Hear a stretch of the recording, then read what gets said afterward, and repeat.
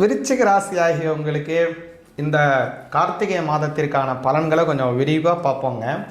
விருச்சிக ராசிக்கு பார்த்திங்கன்னா இந்த மாதம் அப்படிங்கிறது ஒரு ஏற்றமான சூழ்நிலைகள் அப்படின்னு சொல்லலாம். கூடுதலாக கவனிச்சிங்கன்னா கொஞ்சம் உங்களுடைய பணி சுமைகள் அதிகரிக்கிறோம். அதே மாதிரி பல நாளாக ஏதாவது நீங்கள் வேலை சேர்த்து வச்சுருந்தீங்கன்னா அந்த வேலையெல்லாம் செய்வதற்கும், அப்புறம் உங்களுக்கு ஏதாவது பணி நியமனம் வரணும், அது தள்ளி போயிட்டுருக்கு, நீங்கள் ஒரு டெம்பரரி ஜாப் பார்த்துட்ருக்கீங்க, ஒரு பர்மனன்ட் ஜாப் பார்க்குறதுக்கான ஒரு பணி நியமனம் உங்களுக்கு வரணும், அல்லது தற்காலிக வேலையிலேருந்து ஒரு நிரந்தரமான வேலைக்கு நீங்கள் மாறணும், இந்த மாதிரி செய்து கொண்டு இருக்கீங்கன்னா அதே மாதிரி நீங்கள் நினைக்கிறது மாதிரியே ஒரு நிரந்தரமான வேலை கிடைக்கிறதுக்கான வாய்ப்பை ஏற்படுத்திருக்குங்க இந்த மாதத்தில். ஏன்னு கவனிச்சிங்க அப்படின்னா உங்களுடைய ராசியிலேயே சூரிய பகவான் வராரு. விருச்சிக ராசிக்கு பார்த்தீங்கன்னா பெரும்பாலும் விருச்சிக ராசிக்காரங்க எல்லா மனிதருக்கும் குடும்பம், அப்புறம் அவங்களுடைய ஒரு வியாபாரமோ அல்லது தொழிலோ அல்லது உத்தியோகம், அது சார்ந்த உறவுகள் இரண்டு விதம் இருக்காங்க இல்லையா? அதை குடும்ப உறவுகள், அதே மாதிரி அவங்களுடைய வேலை நிமித்தமான உறவுகள், ரெண்டுமே ஒரு முக்கியமான விஷயங்க. அந்த விருச்சிக ராசிக்காரங்களுக்கு கவனிச்சிங்க அப்படின்னா இந்த குடும்பம் சார்ந்த உறவுகளாகட்டும், அதே மாதிரி அவங்களுடைய தொழில் நிமித்தமான உறவுகளாகட்டும், இது ரெண்டுக்குமே கொஞ்சம் அவங்களுக்கு கொஞ்சம் ஒரு ஒரு சூழ்நிலையில் ஒரு சில மாற்றங்கள் அப்படிங்கிறது இருக்கும். எப்படி நான் உங்களுக்கு சொல்ல வரேன் கவனிங்க. இது ரெண்டுக்குமே நிறையா வித்தியாசங்கள் இருக்கும். இதில் ரெண்டுக்கும் ஒன்றுக்கு ஒன்று கொஞ்சம் பற்று இல்லாமலே அவங்களுடைய சூழ்நிலைகள் போய்கொண்டு இருக்கும். குடும்ப உறவுகளில் அதிகமான பற்றுதல் அப்படிங்கிறது விருச்சிக ராசிக்காரங்களுக்கு ஒன்று இயற்கையாகவே இருக்காது. அப்படி இயற்கையாக இருந்தால் ஆனால் காலநிலை மாற்றங்கள் அல்லது அவங்களுடைய வாழ்வாதார மாற்றங்கள் அல்லது உறவினர்களினுடைய அணுகுமுறை, இது மாதிரி பல விஷயங்களினாலும் இது அவங்களுக்கு விதிக்கப்பட்டுவிடும். நல்லா புரிஞ்சுங்க அந்த விஷயத்தை, நான் சொல்லக்கூடிய விஷயத்தை. அதே மாதிரி தொழில் நிமித்தமான உறவுகள் இருக்கீங்களா, அதாவது அவங்களோட வேலை நிமித்தமான உறவுகள், அதில் இவங்களுடைய கதாபாத்திரங்கிறது மிக மிக மிக முக்கியமான ஒரு கதாபாத்திரமாக இருக்கும். இவங்க எந்த வேலை செய்தாலும் சரி, எதில் இவங்களுடைய தொழில் நிமித்தம் செய்கிறாங்களோ அதில் இவங்களுக்குன்னு ஒரு தனி பங்களிப்பை செய்யக்கூடியவங்களாக அவங்க இருப்பாங்கங்க. அதனால் விருச்சிக ராசிக்காரங்களுக்கு ரொம்ப ரொம்ப முக்கியம், அவங்களுக்கு தொழில் ரொம்ப முக்கியம், அவங்களுக்கு வேலை நிமித்தமான சில முக்கியமான பல விஷயங்கள் இருக்குது. சரிங்க.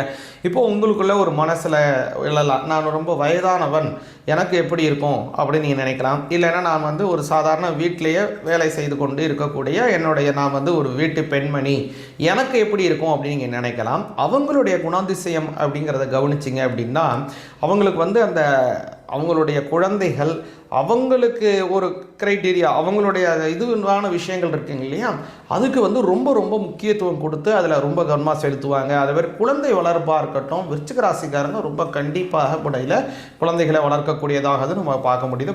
நிறைய இடத்துல நான் அதை பார்த்துருக்கேன். அதனால் விருச்சிக ராசிக்காரங்க அவங்களுடைய செயல்பாடுகளில் அவங்களுடைய குழந்தைகளை வளர்த்தாலும் சரி, எதுவாக இருந்தாலும் ரொம்ப மிக கண்டிப்பாக ரொம்ப கச்சிதமாக குழந்தையை வளர்க்கக்கூடிய அவங்கள்ட்ட குணாதிசயம் இருக்குங்க. சரி, இப்போ இந்த மாதம் கவனிச்சிங்கன்னா ஜென்மஸ்தானத்தில் சூரியன் வராரு. அந்த சூரிய பகவான் கவனிச்சிங்கன்னா உங்களுடைய ஜீவனஸ்தானாதிபதி.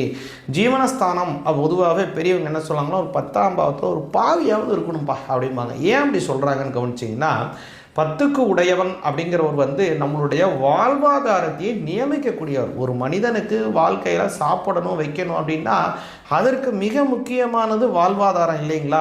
அவன் ஏதோ ஒரு பொருளை தேடுறதுக்கு ஏதோ ஒரு விஷயத்தை கொடுக்கணும், அவனுக்கு ஏதாவது ஒன்று செய்யணும் அப்படின்னா அதற்கு ஏதாவது ஒரு வாழ்வாதாரம் இருக்கணும். அந்த வாழ்வாதாரத்தை உறுதி செய்யக்கூடியது 10ஆம் இடங்க. அந்த 10ஆம் இடத்திற்கு உடையவர் யாருன்னு கவனிச்சிங்க அப்படின்னா சூரிய பகவான். அவர் உங்களுடைய ஜென்மஸ்தானத்தில் போகிறாரு. அதனால் உங்களுடைய வாழ்வாதாரம் உயரப்போகுதுங்க. எதை ஜீவனமாக நீங்கள் செய்கிறீங்களோ அதில் படி நியமனம் உங்களுக்கு கிடைக்க போகுது.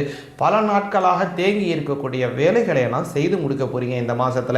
கூடுதலான நல்ல விஷயம் என்ன அப்படின்னு கேட்டிங்கன்னா, உங்களுக்கு ஒரு பணி நியமனம் இல்லாத ஒரு வேலை பார்த்துட்டு இருக்கீங்கன்னா அதையெல்லாம் விட்டுட்டு பணி நியமனம், அதாவது ஒரு பர்மனன்ட் ஜாப் அப்படிங்கிறது உங்களுக்கு கிடைக்க போகுதுங்க விருச்சிக ராசிக்காரங்களுக்கு. அதன் மூலமாக வாழ்க்கையில் ஒரு பெரிய மாற்றம் கிடைக்க போகுது. உங்களுடைய ஜென்மஸ்தானத்தில் குருவினுடைய வக்ர பார்வை கிடைக்க போகுது சூரியன். அதே மாதிரி கவனிச்சிங்கன்னா உங்களுடைய ஜென்மஸ்தானத்தில் புதன் வராரு, சுக்கிர பகவான் வராரு, ஏற்கனவே செவ்வாயும் அங்கே இருக்காரு. எல்லாருக்குமே இந்த குருவுடைய பார்வை கிடைக்கிறதுனால குரு பார்த்தால் கோடி நன்மை. அதனால் இந்த விருச்சிக ராசிக்காரங்களுக்கு இந்த மாதங்கிறது அமோக பலனை கொடுக்கும். குறிப்பாக குடும்ப உறவினர்களுடைய இதில் ரொம்ப கவனமாக இருக்கணும். ஏன்னா 2ஆம் அதிபதியாக இருக்கக்கூடிய குரு பகவான் அவர் கொஞ்சம் வக்ரகதியில் போவதனால குடும்ப உறவுகளில் கொஞ்சம் விரிசல் ஏற்படுறதுக்கு வாய்ப்பு இருக்குது. அதனால் சிவபெருமான வழிபாடு செஞ்சு வந்தீங்கன்னா நல்ல பலன் கிடைக்கும். சிவாய நமகா.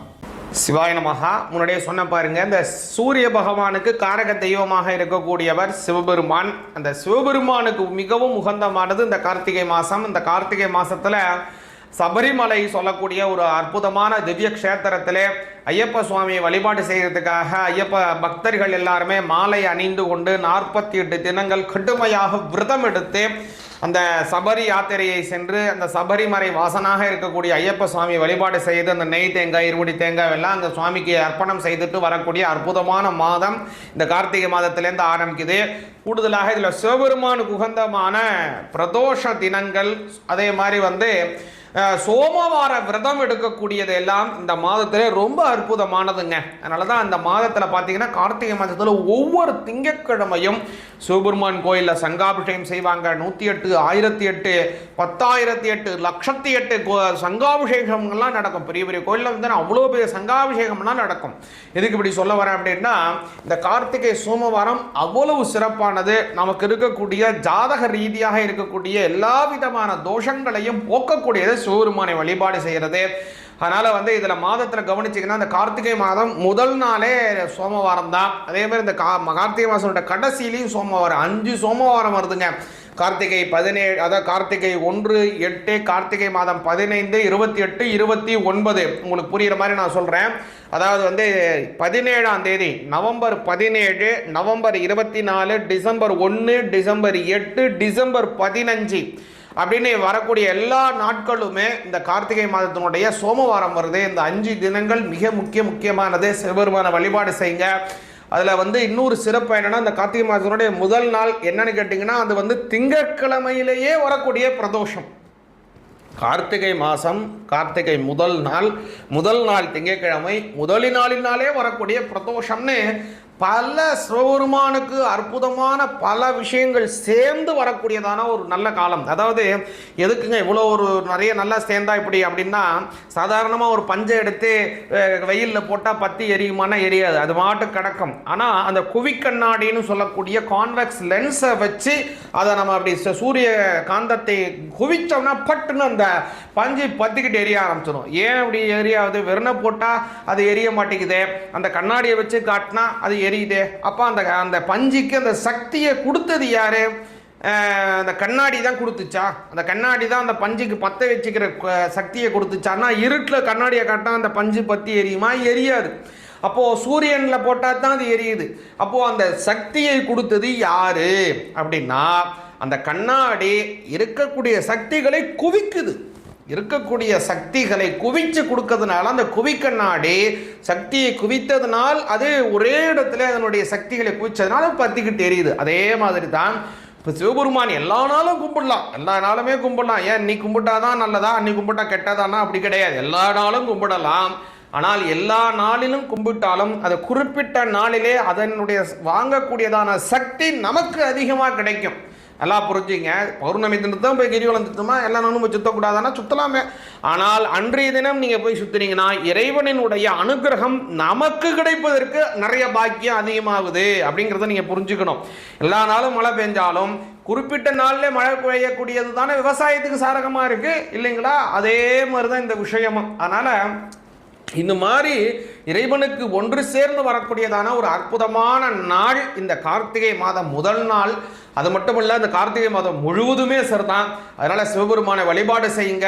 அவருக்கு உகந்தமான மாணிக்க வாசகர் அருளியதான அந்த சிவபுராணம் அற்புதமான மந்திரம்ங்க. அது 96 வரிகளும் அற்புதமான வரிகள். நமச்சிவாய வாழ்க, நாதன் தாழ்வாழ்க, இமைப்பொழுதும் எண்ணெஞ்சில் நீங்காதான் தாழ்வாழ்கன்னு சொல்லக்கூடியதான அந்த அற்புதமான மந்திரத்தை பாராயணம் பண்ணுங்க. மகோன்னதமான நல்ல பலன்கள், குடும்பத்திலே நல்ல சுபிக்ஷங்கள், வாழையடி வாழையாக வம்ச அபிவிருத்திகள், குழந்தைகளுக்கு நல்ல கல்வி, திருமணமாக வேண்டியவர்களுக்கு நல்ல திருமண பாக்கியம், நல்ல வம்ச அபிவிருத்திகள், ஏற்றமான சூழ்நிலைகள், குடும்பத்திலே மன மகிழ்ச்சி, உத்தியோகிகளுக்கு ஸ்திர உத்தியோகம், வியாபாரிகளுக்கு தன கோடி லாபங்கள் ஏற்படட்டும். சிவாய நமக.